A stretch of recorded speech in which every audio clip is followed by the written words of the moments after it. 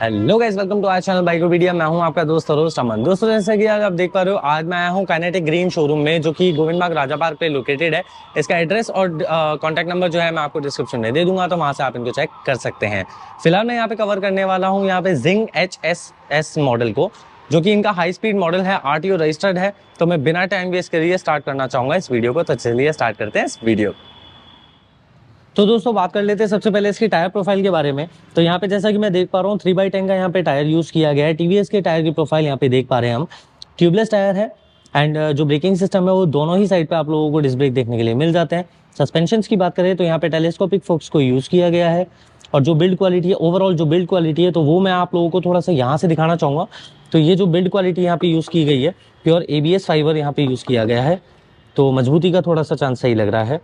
जैसे कि काइनेटिक जो है पुराने नाम से काफ़ी फेमस है, तो यहाँ पे क्वालिटी से कोई कॉम्प्रो नहीं लग रहा है। जैसा कि मुझे अभी तक में दिखा है इनका, तो क्वालिटी में तो कोई कॉम्प्रो नहीं लग रहा है।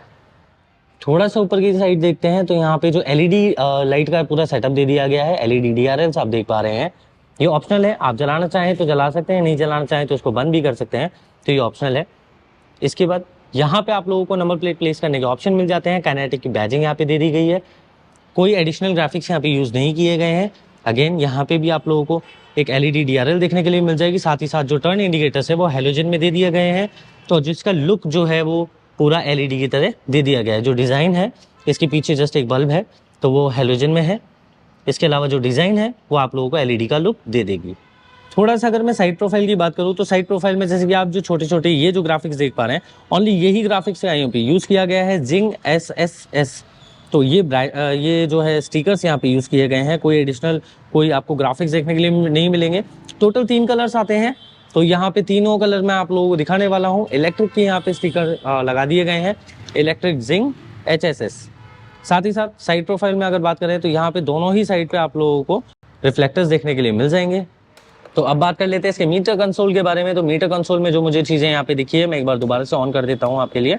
तो यहाँ पे टर्न इंडिकेटर्स है दोनों साइड पे। यहाँ पे बैटरी, जैसे बैटरी अगर डिस हो रही होगी तो उसका इंडिकेशन यहाँ पे आपको देखने के लिए मिल जाएगा।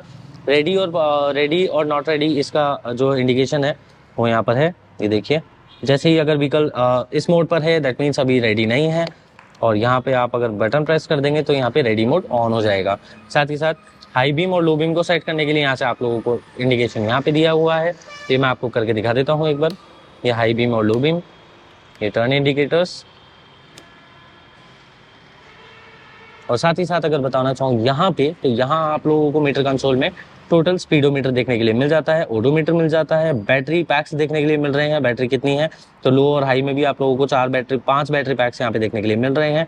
ट्रिप मीटर यहाँ पे दे दिया गया है, प्लस गियर इंडिकेशन यहाँ पे दे दिया गया है, यानी कि मोड इंडिकेशन यहाँ पे दे दिया गया है। तो गाड़ी कौन से मोड पे चल रही है आपकी, तो वो यहाँ से आप देख सकते हैं, first, second and third. First mode की अगर मैं बात करूँ तो इसको थोड़ा सा हम चला के देखते हैं।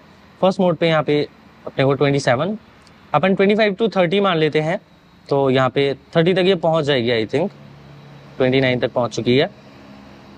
हम 25 से 30 तक इसको मान लेते हैं। ऑन रोड यही कंडीशन हो सकती है, जैसे अगर दो लोग भी अगर गाड़ी पे बैठे हैं तो 2 लोगों में इतनी कंडीशन हम मान सकते हैं। फिर 25 से 30 तक की स्पीड इसमें मिल जाएगी। प्लस जो रेंज की बात करें तो रेंज मुझे यहाँ पे शोरूम से पता चला है 160 से 165 की क्लेम की जा रही है। अब बात करते हैं इसके सेकंड मोड के बारे में। तो इसको सेकंड मोड पे डालते हैं एंड फिर इसको रोटेट करते हैं। 48, 49, 49 तक आ चुका है मीटर। तो हम इसको 45 से 50 के बीच में मानेंगे। अगर दो लोग बैठते हैं गाड़ी पे तो इसको हम इसमें ही मानेंगे, 45 से 50 में मानेंगे। तो इसमें जो कंपनी से यानी कि शोरूम से जो मुझे रेंज पता चली है वो है यहाँ पे 145 से 150 के बीच में। साथ ही साथ बात करते हैं इसके थर्ड मोड के बारे में। तो थर्ड मोड पे हम डाल देते हैं इसको पहले। तो यहाँ 65 की स्पीड डायरेक्ट आ चुकी है। फिर भी मैं इसको 60 से 66 तक मैं इसको कंसिडर करना चाहूँगा। और उसमें आपको रेंज जो कंपनी यहाँ पे शोरूम से मुझे पता चली है तो वो है 130 से 140 तक की, यानी कि 130 से 140 किलोमीटर तक की रेंज आप यहाँ पे आप लोगों को देखने के लिए मिल जाएगी। तो चलते हैं एक बार सीट की तरफ। तो सीट की कुशनिंग भी देख लेता हूँ मैं एक बार। तो सीट की कुशनिंग जो है थोड़ी सी ठीक लग रही है मुझे, इनफैक्ट कंफर्टेबल लग रही है। अब मैं इसको एक बार ओपन भी करके देख लेता हूँ बूट को। तो यहाँ से ये ओपन होता है, जैसे कि कोई एडिशनली एफर्ट्स लगाने की ज़रूरत नहीं है हमें। इसको खोल के मैं इसको देख लेता हूँ। तो यहाँ पे मुझे क्या क्या देखने के लिए मिल जाता है, एक तो ये चार्जर, ओके, ये कुछ इस तरह का ये चार्जर है। कुछ इन्फॉर्मेशन भी इस पर लिखी हुई है, तो ये मैं देख लेता हूँ एक बार क्या है। ये कुछ इन्फॉर्मेशन है इस पर बैटरी चार्जर से रिलेटेड, ठीक है। तो इसको फिलहाल हम हटा देते हैं। उसके बाद बात करते हैं यहाँ पे क्या क्या चीज़ें अपने देखने के लिए मिल रही है। तो ये MCB सॉकेट है, यहाँ पे MCB स्विच यहाँ पे दे दिया गया है पावर सप्लाई को बंद करने के लिए किसी भी सिचुएशन में अगर आप करना चाहें तो। काइनेटिक की बैजिंग के साथ यहाँ पे काइनेटिक ग्रीन की बैटरी देखने के लिए मिल रही है। तो यहाँ पे ये एक ही बैटरी नहीं है, ये भी मैं आप लोगों को बता देता हूँ। तो ये 2 बैटरियाँ हैं, इसको हम डिटैच कर सकते हैं, जिसको मैं एक बार थोड़ा सा करके आपको दिखाता हूँ।